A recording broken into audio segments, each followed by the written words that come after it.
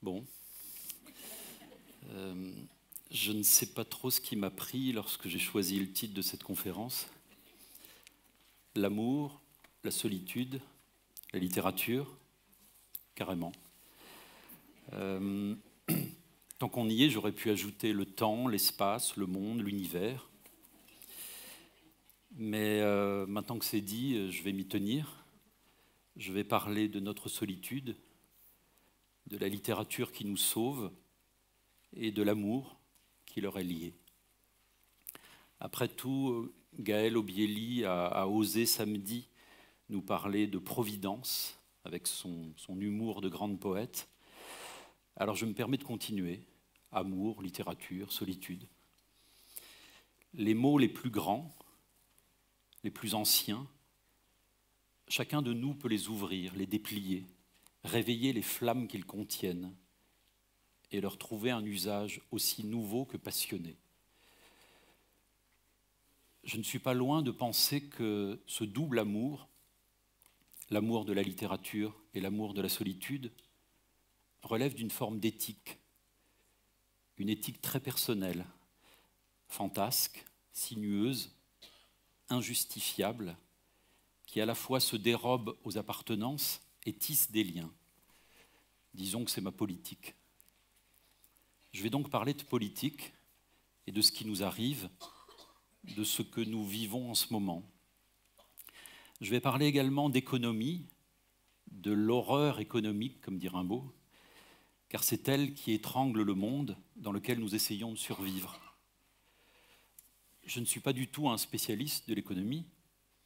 Comme beaucoup de gens, je n'y comprends pas grand-chose, mais j'aime entrer dans les labyrinthes. Je crois que c'est dans les lieux les plus obscurs qu'on voit le feu. Je vais parler de Georges Bataille. Il a écrit en 1949 un livre d'économie complètement hérétique, un livre insensé, vertigineux, qui nous invite à préférer la dépense à l'épargne et qui s'appelle la part maudite. Il y a un point à partir duquel la prodigalité retourne les lois de l'économie et rencontre la poésie. C'est ce point d'effervescence qui m'anime et dont je vais essayer de vous parler. Je vais aussi vous parler de dates. Notre ami Patrick Boucheron vous dirait que nous ne cessons de prendre date avec notre propre vie et que les dates nous prodiguent des forces politiques. Nous sommes le 8 août 2022, mais cette date en contient beaucoup d'autres qui composent une constellation de mots, d'images, de gestes, toute une mémoire dont nous héritons pour le pire et pour le meilleur. Paul Celan dit qu'un poème est une proposition d'existence. Je crois que les dates aussi.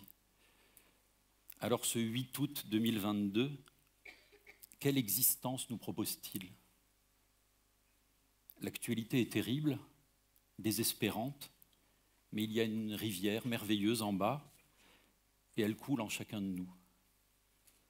Nous sommes concentrés, nous nous écoutons, nous essayons de penser et c'est le commencement de la joie. Je vais parler aussi de Van Gogh, de l'Arche de Noé, de Richard Nixon, figurez-vous, et d'un corbeau, un corbeau marxiste. Voilà le programme.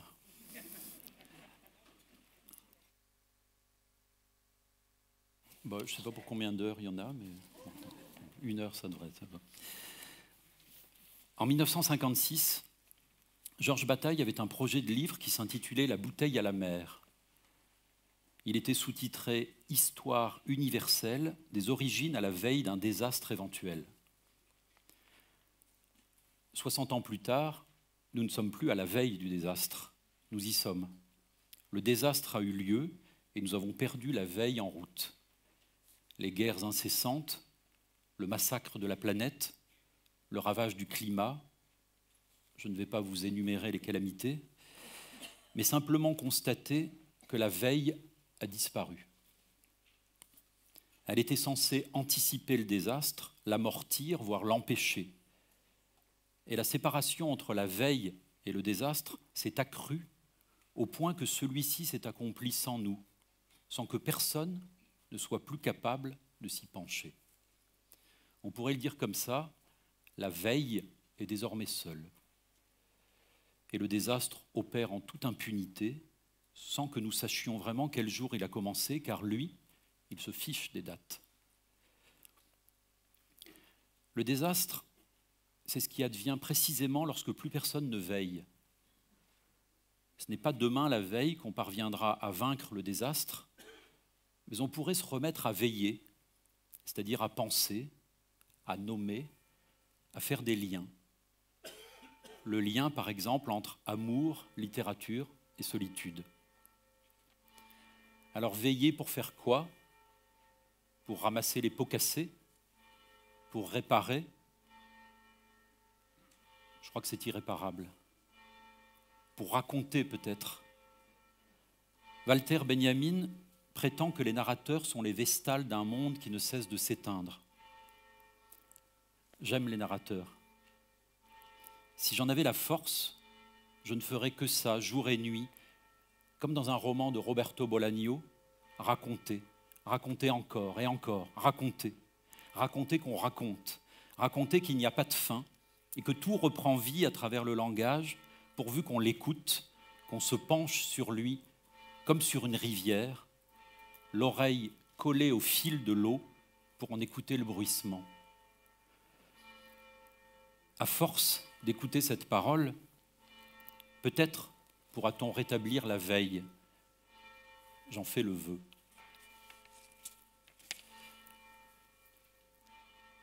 En lisant ces jours-ci les conversations avec Kafka de Gustave Jannour, je suis tombé sur cette remarque. C'est Kafka qui parle à travers Jannour.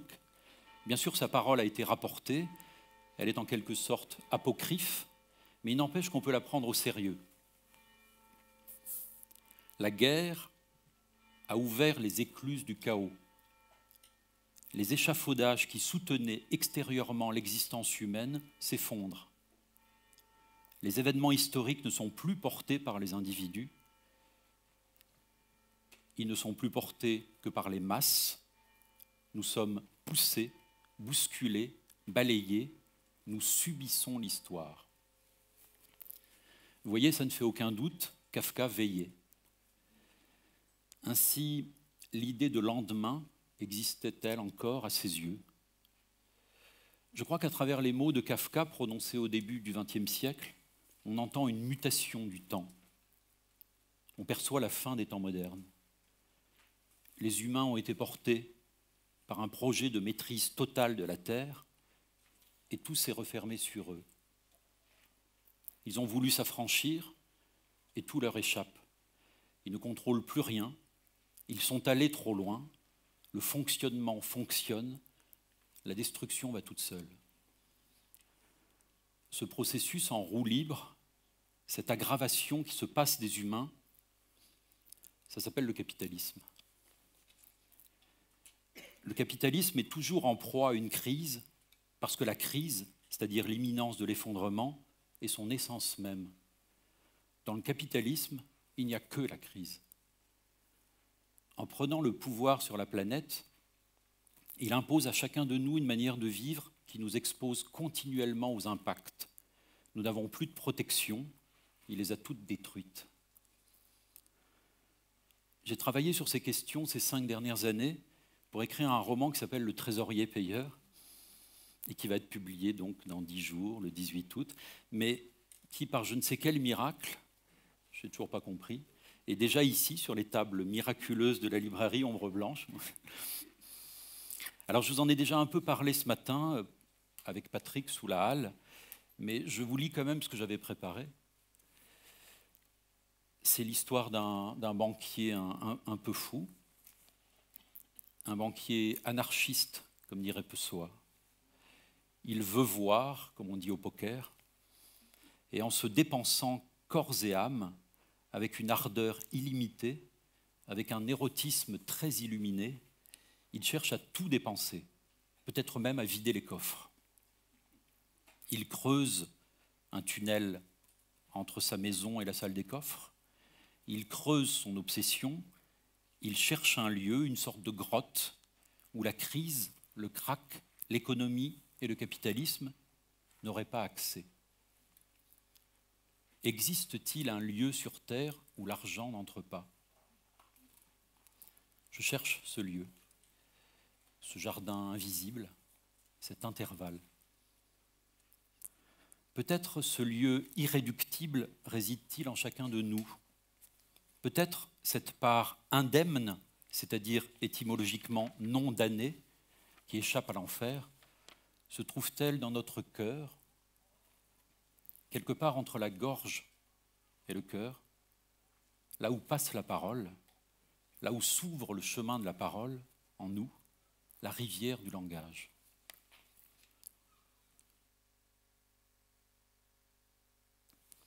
Bref, j'ai été très marqué par la crise des subprimes.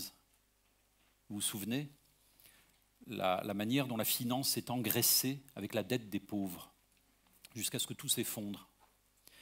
Très vite, on a remboursé les riches, mais ceux qui n'avaient rien, on ne leur a pas donné plus.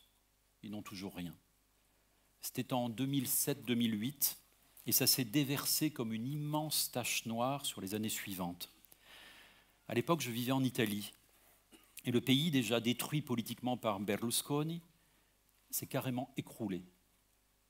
Dans les rues de la ville où j'habitais, les migrants déferlaient depuis Lampedusa. Ils continuent à déferler. Ils sont sacrifiés. Et le sacrifice se propage à toute la planète. À l'époque, je ne pensais qu'à ça, à la manière dont le capitalisme planétaire s'est mis à sacrifier des humains. J'ai pensé, nous allons tous être sacrifiés, les uns après les autres. J'ai pensé, dans le dispositif du capitalisme, les humains sont potentiellement sacrifiables. Nous vivons, sans même nous en rendre compte, à l'intérieur d'un dispositif sacrificiel. Et l'objet du sacrifice, ce sont les êtres parlants, comme dirait Jean-Claude Milner.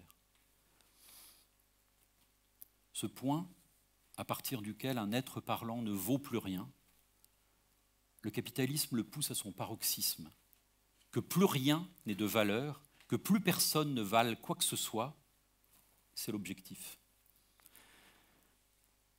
En écrivant Le Trésorier payeur, je suis tombé sur une date, le 15 août 1971.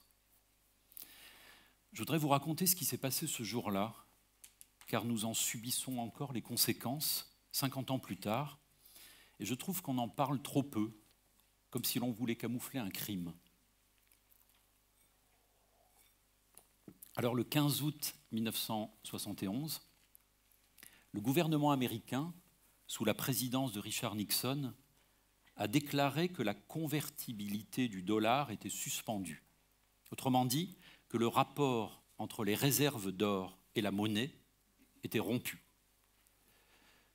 On peut considérer cette rupture comme la clé de tous nos problèmes. On peut penser qu'elle est l'origine secrète de cette faillite planétaire qu'on appelle la crise. En fabriquant des dollars sans équivalence avec la quantité d'or entreposée dans leurs réserves, les États-Unis ont pris la décision de démonétiser la monnaie.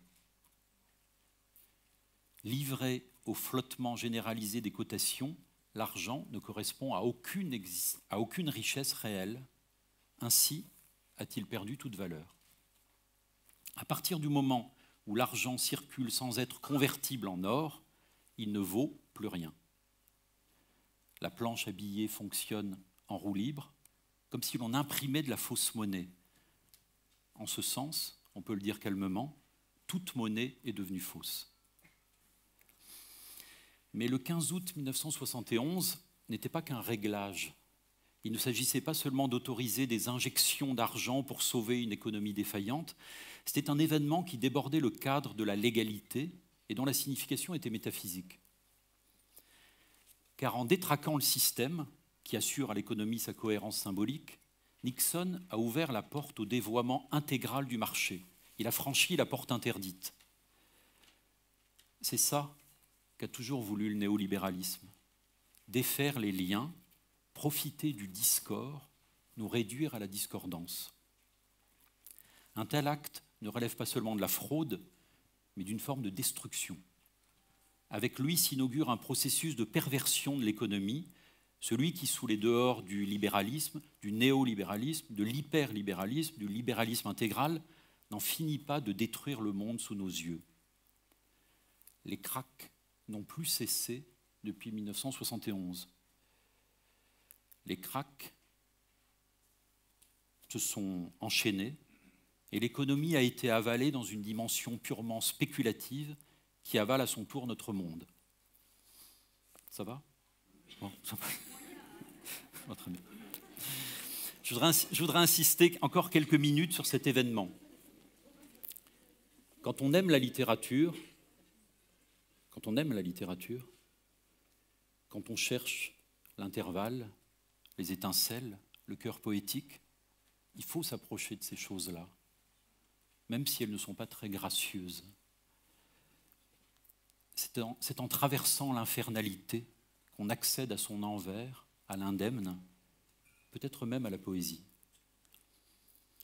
Le 15 août 1971 ne fait pas seulement partie de l'histoire du passé, nous sommes à chaque instant le 15 août 1971. Nous le serons longtemps, car on peut estimer que le 15 août 1971 est la date de naissance réelle de la crise, et qu'un tel événement n'a pas de fin, puisqu'il est le masque pervers du système lui-même.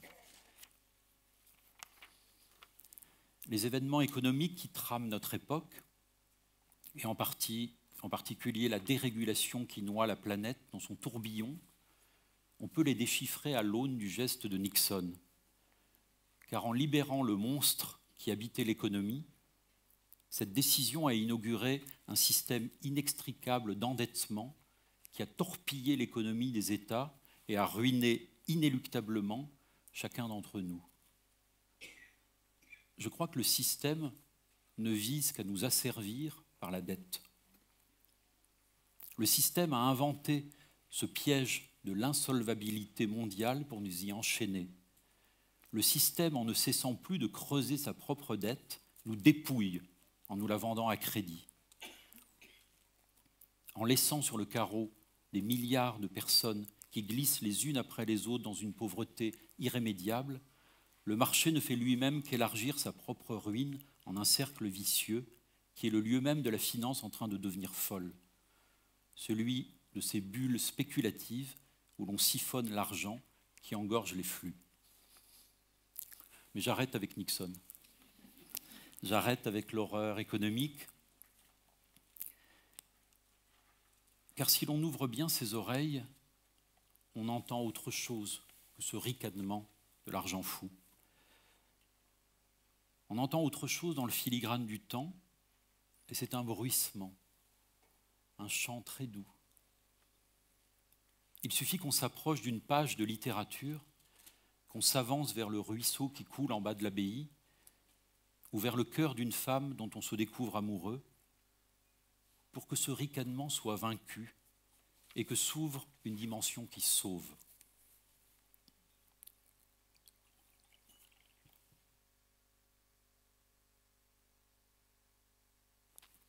Je vous l'ai dit, quand je lis, que ce soit un roman ou de la poésie, un livre d'histoire ou de philosophie, même un article dans un journal, j'écoute le langage. Je fais comme avec les ruisseaux. Je me penche sur le fil de l'eau, j'approche mon visage comme pour embrasser, et l'oreille au plus près de l'onde, j'écoute. Je bois les phrases. Qu'y a-t-il de plus beau que boire ? Il y a un tableau du Caravage où l'on voit un jeune homme approcher sa bouche d'une fontaine. C'est Jean-Baptiste, ou alors c'est un ragazzo, c'est pareil. La goutte d'eau vers laquelle s'avance la bouche de celui qui a soif est le monde. C'est la rosée, ou alors c'est ce vin de vigueur dont parle Rimbaud. Cette goutte d'eau est la matière secrète des phrases. Elle est la littérature. Je lui destine ma vie. Écouter le bruissement à l'intérieur des phrases, s'approcher de ce silence qui chante au cœur des mots, c'est ce que j'appelle veiller. La veille, c'est ça, écouter le chant de la goutte d'eau. Devinez le murmure. J'aime bien le mot murmure. En lui, une faveur vous appelle. Cette faveur est intarissable. Je crois que la richesse est avant tout poétique. Je suis 1000 fois le plus riche, a dit Rimbaud, lui qui pourtant avait les poches vides. La richesse n'appartient pas à l'économie, mais à la poésie, à cette rivière de nuances qu'il y a dans une parole qui veille sur la parole, dans une phrase qui prend soin de toutes les phrases. Et ce langage qui prend soin du langage, ce langage qui veille avec amour sur lui-même, c'est la littérature.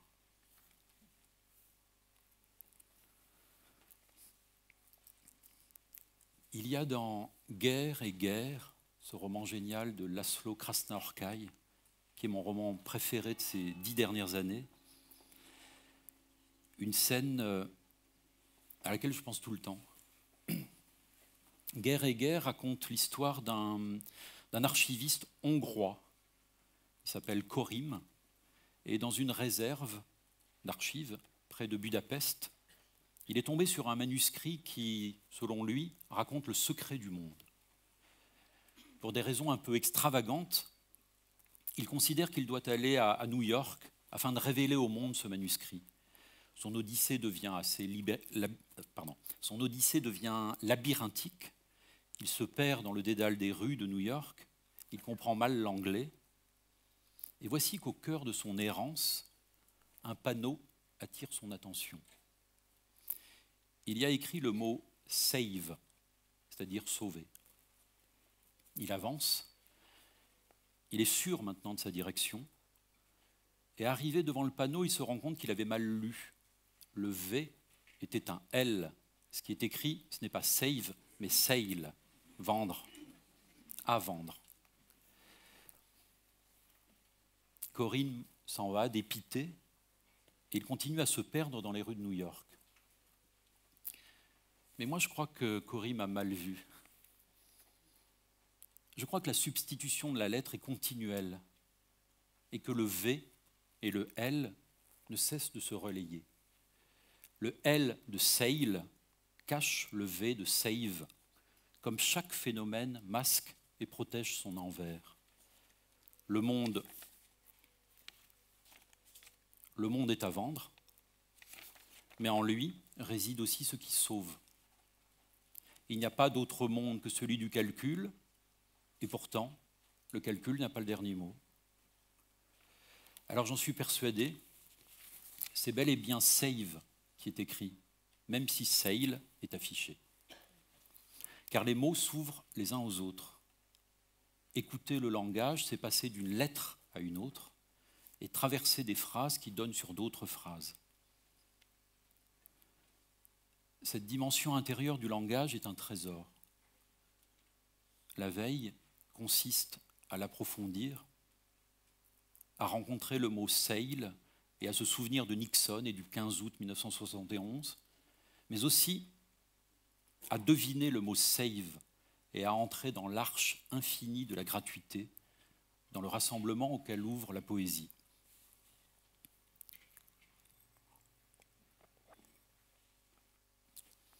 À propos d'arche, je suis obsédé par une autre histoire que je vais vous raconter. J'espère que vous me suivez. Ça va. Cette conférence avance comme ça, hein, d'une île à une autre. Je l'ai conçue comme une rivière, comme un petit voyage. Bref, je vous en ai un peu parlé ce matin, pour ceux qui étaient sous la halle. Le fondateur du hassidisme, le Baal Shem Tov, a écrit qu'une fenêtre a été percée dans l'arche de Noé et qu'elle fait communiquer les siècles les uns avec les autres. Le temps qui traverse l'arche est l'histoire du monde. C'est pourquoi il est bon de faire parler toutes les dates ensemble, car c'est en convergeant que les moments du temps retrouvent l'arche et qu'ils conjurent à leur manière le déluge. Il s'agit par la pensée, par l'écriture, c'est-à-dire par la veille, d'empêcher notre engloutissement.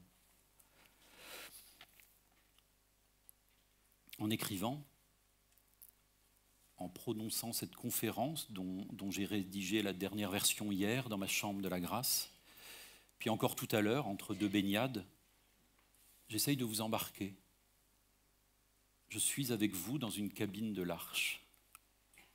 Il y a les animaux, les girafes, les zèbres, les biches, les rhinocéros et même les moustiques. Et il y a nous, les humains, parfois plus féroces que les animaux, plus apeurés aussi. Il y a la colombe, bien sûr, grâce à qui l'arche va s'arrêter sur le mont La Grâce. Et puis il y a le corbeau. Je vais en parler très bientôt de celui-là, on y arrive. Bref, si nous parvenons à tendre l'oreille et à faire venir jusqu'à nous, par le hublot de l'arche, un peu de cette parole qui murmure le temps depuis que le temps existe, alors nous ne coulerons peut-être pas. Je ne sais pas vous, mais moi, je sens que ma solitude est menacée. Je me dis que si nous ne faisons pas attention, nous n'aurons bientôt plus de solitude. Nos têtes connectées ne cessent d'être occupées par un flux d'informations. Elles sont sollicitées sans interruption. Il devient difficile de se concentrer. La veille, au contraire, implique de couper le flux. Veiller, c'est retrouver sa solitude. Je pense à Henri V, à cette veillée d'armes que raconte la pièce de Shakespeare, juste avant la bataille d'Azincourt. Cette veillée, comme vous le savez, va modifier le rapport de force. Elle va agir sur le cours du temps. Une veille qui réussit, c'est une victoire préparée. Comme vous le savez, la petite bande de va-nu-pieds, emmenée par le jeune roi, va écraser la chevalerie française, comme David triomphe de Goliath. Ce qui compte dans la veille, dans celle qui est à venir, dans la veille de demain, c'est comme dans Shakespeare, l'existence des happy few. C'est Henri V qui dit ça. We few, we happy few, we band of brothers. Ce qui compte, c'est d'être plusieurs, mais surtout d'être heureux. Car la joie à plusieurs est le secret. C'est la joie entre nous. C'est de faire chanter en chacun d'entre nous l'irréductible. C'est de préserver, grâce à la veille, la promesse d'une victoire. Et la seule victoire à notre époque, c'est de rester indemne.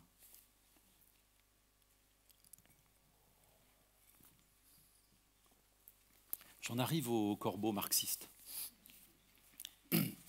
On pourrait raconter la vie de ce corbeau qui a été lâché par Noé depuis la fenêtre de l'arche. Vous vous souvenez, Noé lâche la colombe et un corbeau. La colombe revient, une brindille dans le bec, il y a donc des arbres, le monde existe encore, nous sommes sauvés. Mais le corbeau, lui, ne revient pas. Où est-il donc passé ?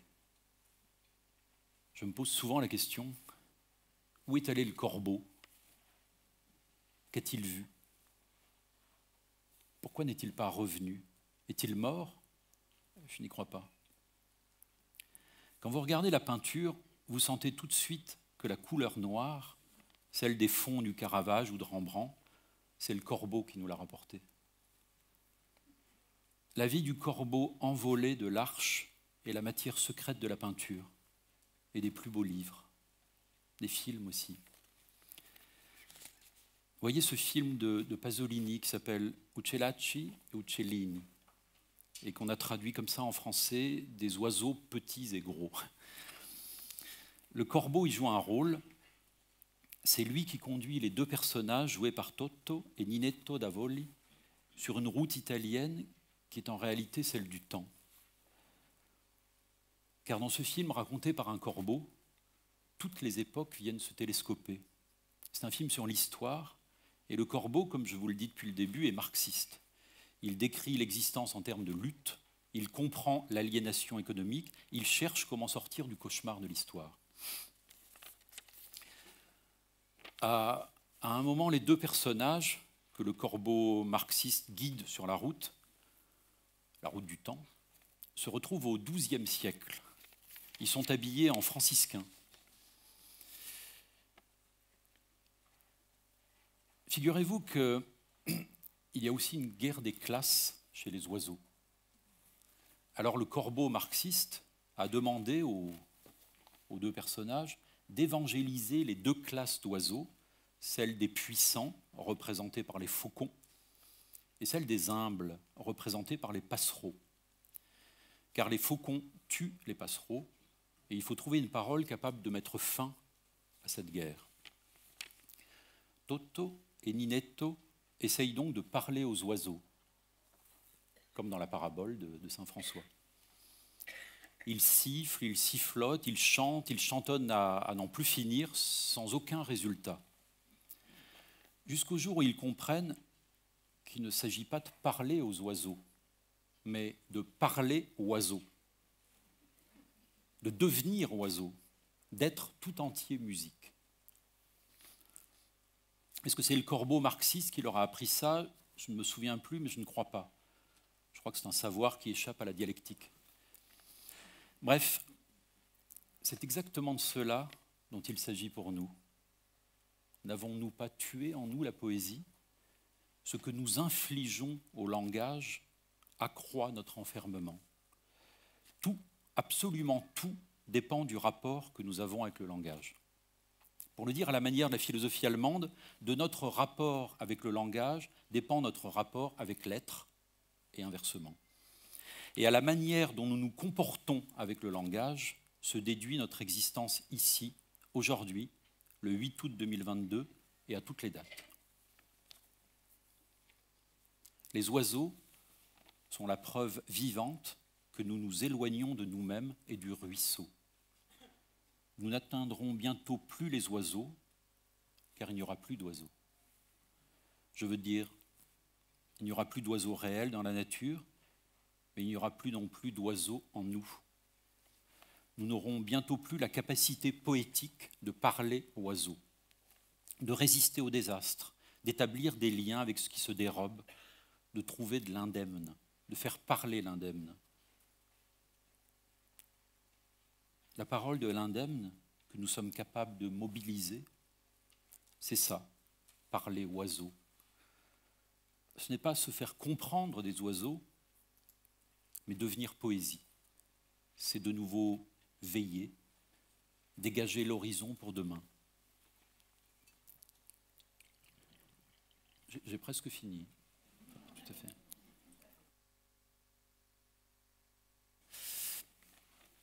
Enfin, pas tout à fait. Le corbeau nous a rejoints. J'avais écrit « Le soir arrive doucement ». En fait, pas tellement, mais enfin, sûrement que si. Mais... Et je veux juste encore continuer quelques minutes sur cette route avec vous.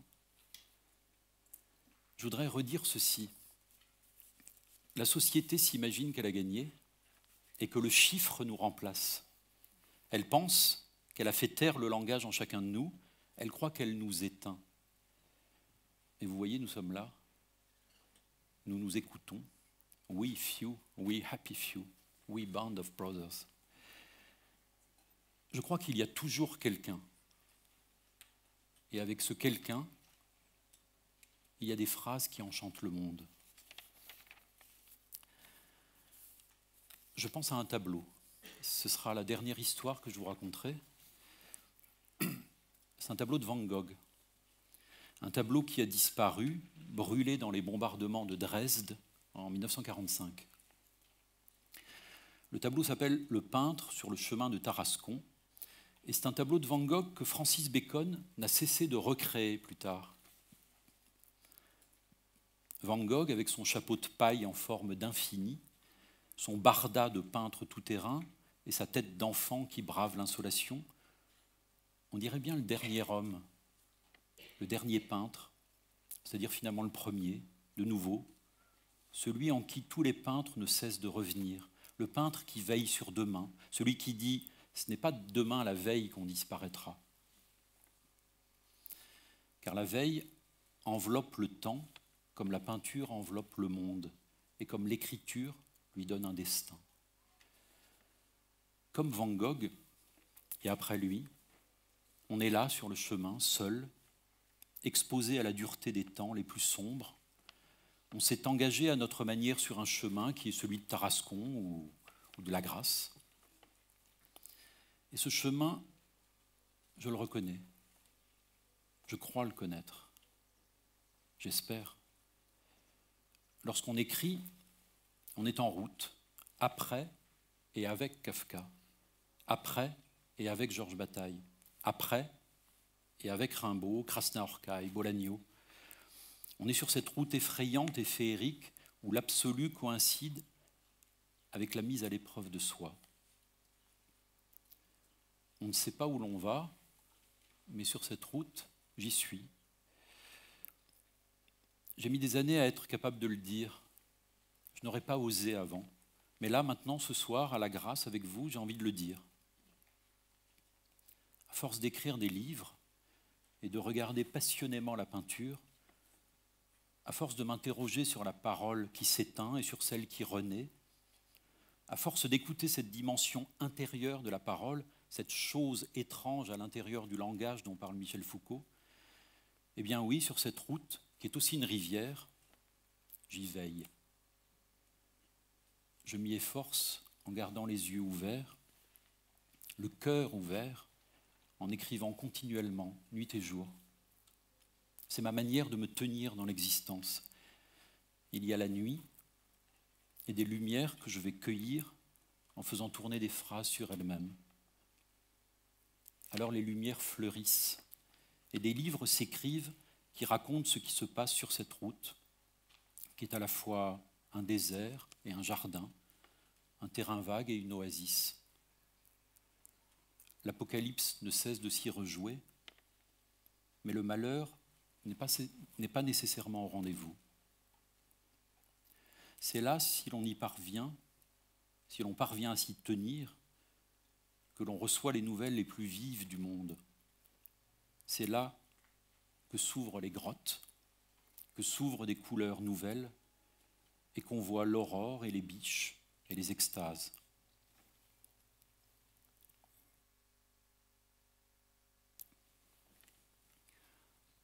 En même temps qu'ils découvraient Lascaux, les humains bâtissaient des chambres à gaz.